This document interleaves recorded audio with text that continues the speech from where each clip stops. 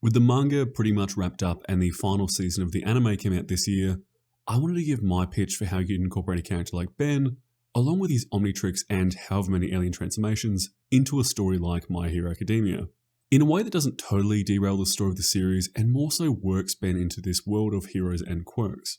And with Ben's main goal throughout his own series to be a hero, I figured it's only a natural fit for the My Hero universe, seeing as that's the same motivation most every student has going into UA.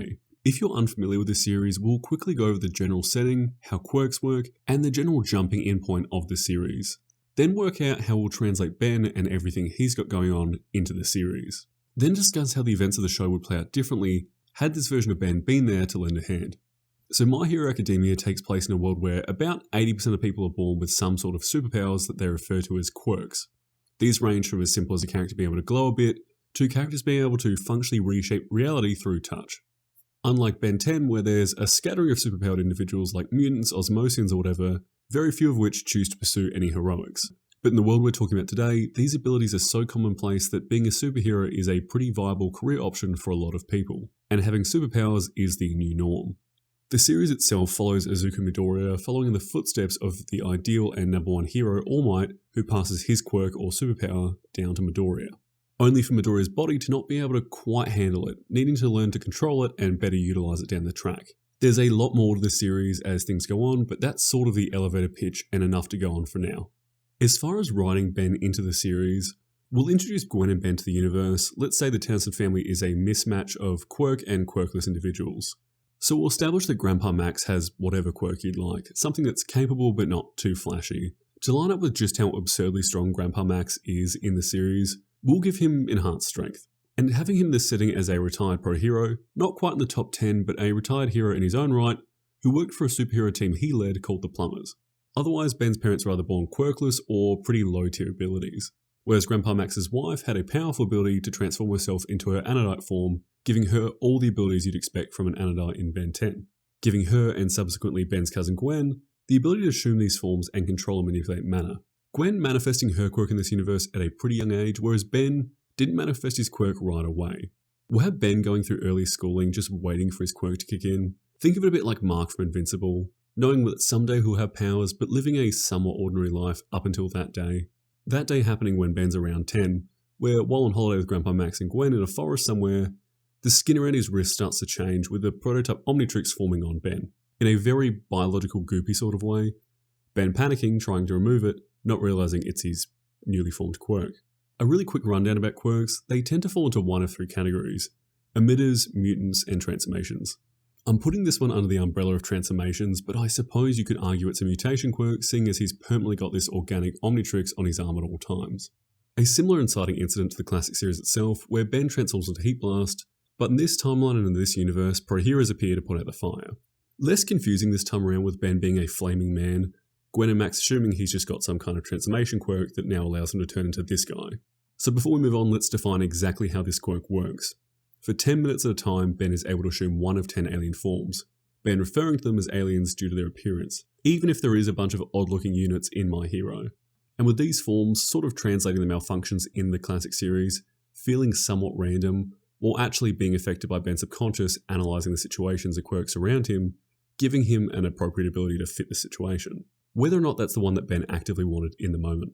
The weakness being the 10-minute time limit, with Ben needing some time to recharge his quirk in between transformations, that time shortening as the series goes on.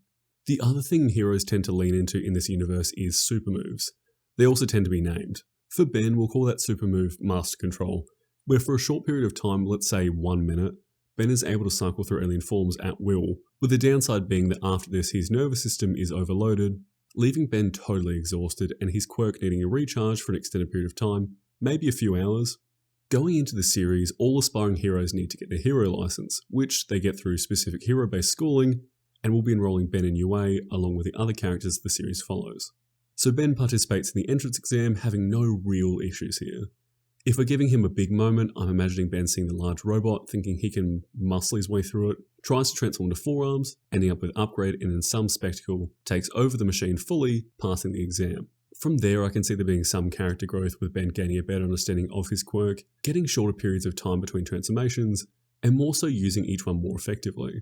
We won't go too far into the story of the series, but focusing on a few key events that happen earlier on as to avoid any major spoilers later on.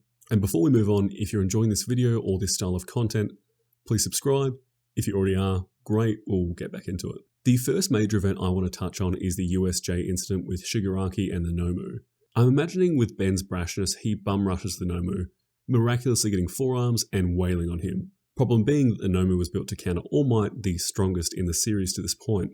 Not only being generally super strong and having the ability to regenerate, but also being able to absorb impact, leading Ben to tire himself out, timing out before he could do all that much. And in that, Shigaraki, seeing his quirk stems from the Omnitrix on his wrist. I forgot to mention at this point, we'll call his quirk Omnitrix.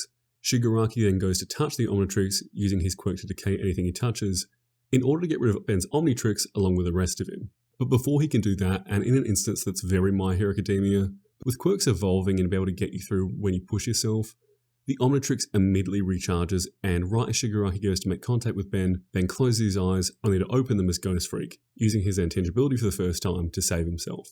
And then events in the series play out as they do from there, All Might coming in to save the day. Jumping forward to what is one of my favourite anime cliches with the tournament arc. It takes place early in the series, but as far as this video is concerned, we'll give Ben his hero name now. Maybe like some of the others in his class, he couldn't land on the right hero name right away. But since Ben refers to his transformations as aliens and the other classmates all hear that, we'll have the other students start calling him Alien Force. For the sake of slotting Ben in, let's assume for whatever reason Midoriya was sick that day and couldn't participate in the tournament. So we'll have Ben take his place in each of his rounds. First up, he goes against Shinzo, who can control people if they respond to anything he's said. Ben, not knowing this, responds right away in typical Ben fashion, with Shinzo controlling him to go out of bounds. We need some way for Ben to snap out of it, so we'll have Shinzo in Ben's head, but something isn't quite right. There's another voice there. Then the manifestation of Ghost Freak frightens Shinzo out of there, releasing his control of Ben. So far, pretty Ghost Freak heavy, but let's get into it before the second match. Rather than it being Zascare's DNA influencing Ghost Freak, let's have Ben's Ghost Freak form follow Dark Shadow's rules. If you're unfamiliar, Dark Shadow is another quirk in the series that has will of its own, growing stronger and more uncontrollable in darker environments, and more placid and weaker in lighter ones. And for whatever reason, Ben's Ghost Freak transformation has a will of its own. Next up we have Ben versus Todoroki, who we won't go over too much, but he's one of the major characters in this arc specifically, with him having this internal battle about using his quirk. His quirk being able to control both fire and ice, with him, due to a quite in-depth situation with his family, not wanting to use his fire side. We'll say right off the bat Ben gets Diamond Head, and Ben, being the character that he is, like Midoriya, would want to push Todoroki to fully embrace his quirk, and in so, I imagine breaks apart all the ice Todoroki can throw at him before using Master Control, intentionally switching to Whip Jaws, unhinging his jaws to terrify Todoroki into using his flames. Todoroki, previously seeing Ben in enough training exercises or other events, using each alien, knowing that Rip Jaws' weakness is heat. With Ben knowing Todoroki would have been aware of that, set him up to win. With Ben allowing himself to lose here, somewhat regretting it after the fact from how unpleasant that would have been for him as Ripjaws. We won't go over future events as beat by beat, but before we wrap things up, let's go over a few other events I can see happening for Ben. As far as the forest training arc goes, I can see a moment for Ben overwhelmed by a villain, unlocking a new transformation like Cannonbolt in order to beat a villain. As my favourite arc with my favourite character from the series, Overhaul, there's a lot to this one, but I can see a catalyst for the Omnitrix recalibrating, or in universe, a quirk evolution for Ben. With the arc revolving around rescuing a girl called Eri, with the ability to reverse a living being back to a previous state, or the main antagonist of the arc, Overhaul, who has the ability to disassemble and reassemble matter if he makes contact with them, we'd have Ben, as a result of one of their quirks, either through Overhaul making contact with Ben's Omnitrix, or Eri's rewind ability somehow tampering with it, leading to the Omnitrix shifting and changing shape into that larger look for the Omnitrix like we see from Ben 10,000. I'm picturing the Omnitrix writhing about like Venom when he's hit by sound, before reforming into that more gauntlet-like look. After that, I can see Ben being a major asset for the students trying to stop the villain Gigantomachia. He's so overwhelming as a physical force, they don't even plan on fully defeating him, they're just trying to trap him or even slow him down. In that moment, I can see Ben gaining access to Waybig, who, for the sake of keeping things interesting, contends with Gigantomachia, really holding him back, but using Waybig really drains Ben's quirk faster, having him revert back to his human form after a few minutes. The main thing I've been going for is to not have Ben outright replace Midoriya in story, but just joining him as another classmate at UA. Obviously apart from the tournament arc, where it was just easier and more interesting to have Ben take on Midoriya's role. Other than that, picture these transformations scaled down a bit to be more in line with the power ceiling we see in series. Not to totally take away from these transformations, I can imagine a few of them are making pro heroes feel a bit inadequate. but a lot of that would come with time, with Ben learning to use each of them more effectively and their abilities improving with further training. If you've had any thoughts or feelings on anything I've said here, let me know. I'd love to hear it. Otherwise, if you've made it to this point in the video and aren't subscribed, please do so. But either way, I just appreciate you being here. Thanks for watching.